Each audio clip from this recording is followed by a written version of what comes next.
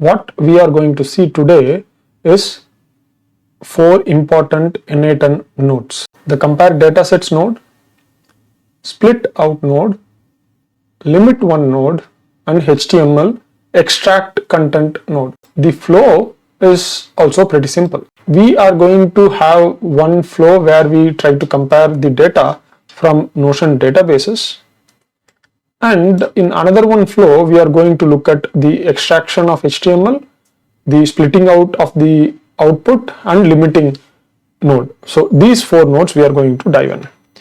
We are also going to learn a bit more about how to extract the HTML content.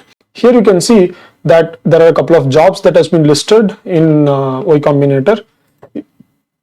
If I right click and if I click on inspect, I can see that I am able to get all the details or the references of the rendered page with the HTML that you are seeing here. I actually want the link of, for an example, this particular job opportunity. I want that link only. So here is the link. I have to search for the link and I found the link in this location, right? This part is also one of the things that you guys have to learn. To find what you want inside the actual web page is also an art. So you have to learn how to find it by looking at the elements console inside the Chrome browser or any of the browsers, and then locating what you want. Once you have located this, then the work that we are going to do is much more easier. So now let us go back. So here we have given the link that we want to extract. So that is the first thing that we do with the HTTP request. So it's a pretty straightforward process. This is not something that is very confusing. So let us execute this step, and in a moment it will execute, and in the meantime let me go into the extract HTML content. Here what is happening is I have to get the HTML data, right? This data is coming from this page, so this page, and the data actually is this particular elements that you saw here. This entire element, right, is coming as a data in this place. So how do I know this? If you look at this top area, I'm zooming in, you can see that it is en and ops jobs. So if you go here, you can see the same thing here also. So that's how we can tell, okay, it's a complete data. Next, what happens is to extract what we want. As I told you, we wanted to extract the link from the particular tag. So the tag is TD. So we saw that the tag was TD. So if you go here, so if I right click and if I click on inspect, it will go to the location directly. You can see that I can see it is under TD, and under that there is a span class, and under that there is a tag, that is the link tag, and under that the tag is available in the href attribute. So once you have done that, the key is the link that I have, the name I have to give, and this is the attribute that I am looking for, and the attribute name is href.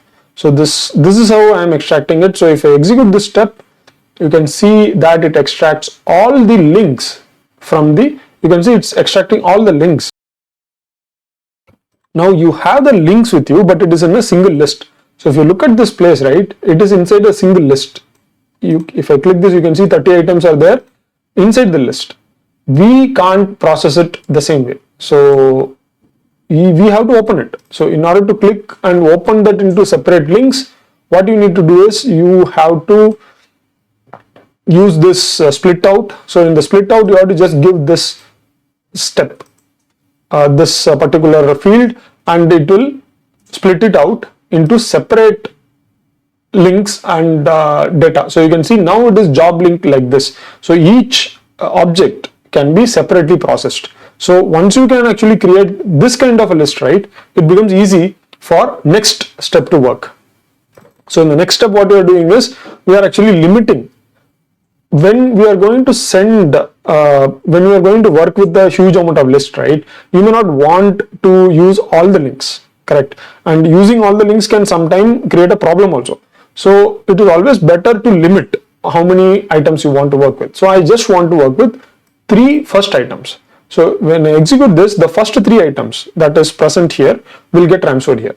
So you see the software engineer, the systems engineer, and the short-term contractor. So only these three jobs have been extracted, right? And after that, I am going to go into the loop or items, and I'm going to use these links. So the links that you see here, right? I'm going to use these links, and I'm going to send a HTTP request again. So this is the multiple step that I am doing just to show you how it works. So I can take this job link here, and if I execute this step, it will again go to this particular link that you see here, and it will extract the HTML data. And if I remove this if I remove both of these things, and if I only execute this flow, what will happen is it will go through this entire process, and it will come to this limit, only take 3 items, and it will do this loop for 3 items only. You can see that after the 3rd item, the loop stops. You can see that, right? And if I go here in the loop, you can see in the done branch, I have 3 items. Now, this 3 steps, you saw that, right? 3 nodes, this HTML extract, the split out, and the limit. This is very, very important if you want to control your flows. Understanding this in a deeper fashion takes you a long way when you're going to work with a much more complex flows. Fine. So this is one of the flows that I want to explain, right? So let me now cut it off, and let me start with this flow. This is going to be a little more interesting. So in order to actually start with this flow, you have to have a Notion database, 2 Notion database in fact. And let me show you the Notion database in a second. You can see that there is the AI Hype database that you are seeing in front of you. The same database has 2 downloads already done. So this is a set of YouTube videos that I have been researching on AI Hype, and there is a support database which is having the same set of YouTube videos. This is having the same set of YouTube videos, but this download link update is not there.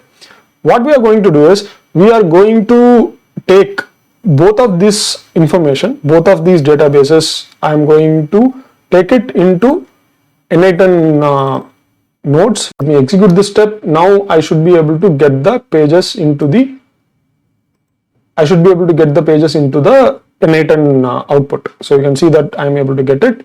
And the same way, I am going to go into this another node where I am working on the AI Hype database, right?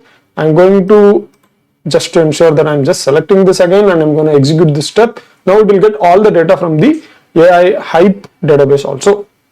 Once I have both the databases, as I told you, there is only this property downloaded data that is going to be different. So for a couple of just 2 of the data, 2 of the pages, it is done. You can see that here it is done for 2 of the pages, and for rest of the pages it is actually no, meaning it's not done, right? I'm going to compare that. So but before I compare everything, right, I'm going to just filter a couple of nodes to avoid taking all the data. So I'm going to take only the name, the property ID, and VID, and the property downloaded. So I'm going to only take those 3 data points or data fields from the input data. So I'm going to leave everything else here, correct? And then I'm going to go into the compare node, and you can see that I can compare both the A side and the B side. So if you can see here, I'm getting the input fields from 2 nodes, edit fields from 2 nodes. So edit fields from input B and edit fields from input A or input 1, whatever the way it is. So both of the time you can have to execute and see. And what I am actually comparing is the property VID.